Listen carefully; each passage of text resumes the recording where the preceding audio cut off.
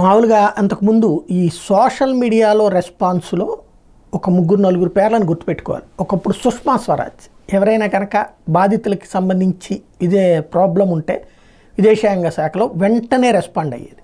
ఆవిడ follow up చేసేది. నాకు బాగా గుర్తు, అప్పట్లో నాకు సోషల్ మీడియాలో పరిచయం అయినటువంటి ఒక వ్యక్తికి సంబంధించినటువంటి వాళ్ళని కిడ్నాప్ చేశారు ఈ విదేశాల్లో.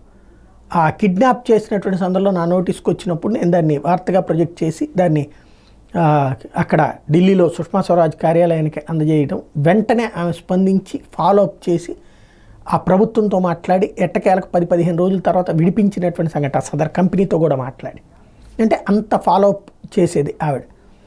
ఆ తర్వాతన మళ్ళీ అట్లాంటి ఫాలో అప్లో వచ్చేటప్పటికి అంటే విదేశాంగ శాఖలో అలాంటి ఫాలో అప్ కేంద్ర మంత్రి స్థాయిలో చేయడం అన్నట్టు జయశంకర్ గారు కూడా మిగతాయన్నీ చూస్తున్నారు, కానీ వాటి ఇన్వాల్వ్మెంట్ తక్కువగానే ఉంది.